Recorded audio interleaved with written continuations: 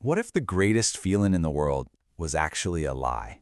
Today, we're diving into the mind of one of history's greatest pessimists, Arthur Schopenhauer, to unpack his wild theory that when it comes to love, our hearts aren't really in charge. You know, it's a question that's bugged poets, scientists, and probably every single one of us at some point. What is this incredible force that feels so amazing, yet makes absolutely no logical sense?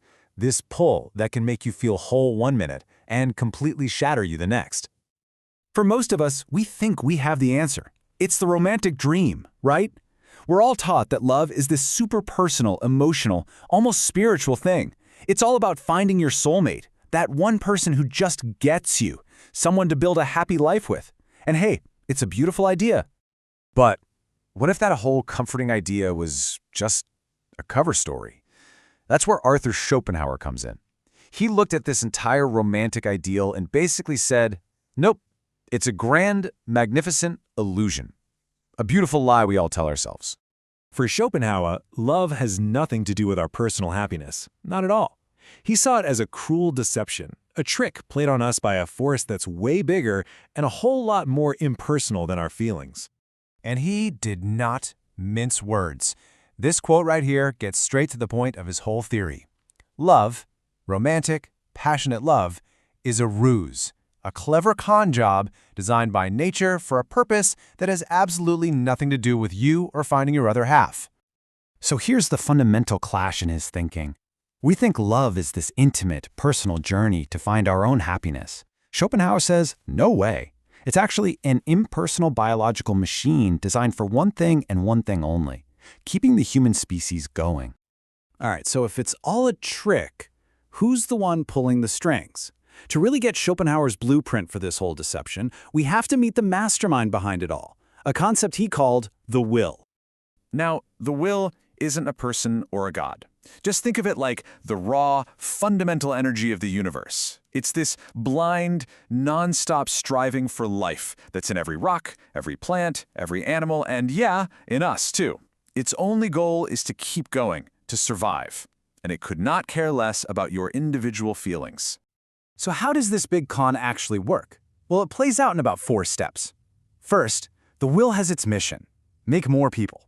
Second, it scans for a partner who has traits that will complement yours to make the best possible offspring.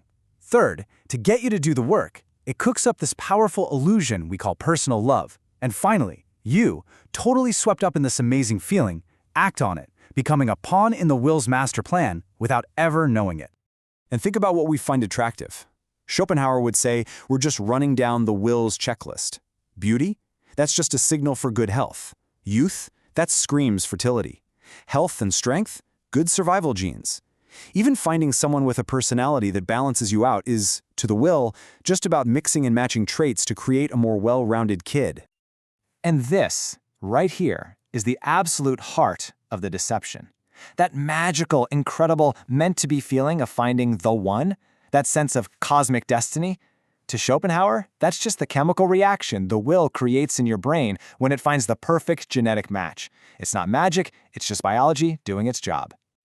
Okay, so what happens after the illusion has done its work? Well, this is where Schopenhauer's theory gets really, really dark. He argued that if love is nature's tool for reproduction, it's also the source of our greatest suffering.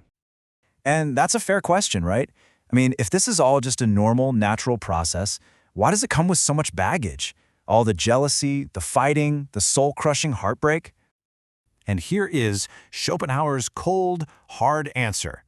The pain comes from a basic conflict between what the will wants, survival of the species, and what you want, your own personal happiness. The will uses you to get its goal, and then pretty much just discards you emotionally. Your happiness was never, ever part of the plan. And the consequences of this, well, they probably sound all too familiar. Once the biological mission is complete or fails, the illusion just starts to fade. You start noticing the other person's flaws, that burning passion cools down, and you feel disillusioned.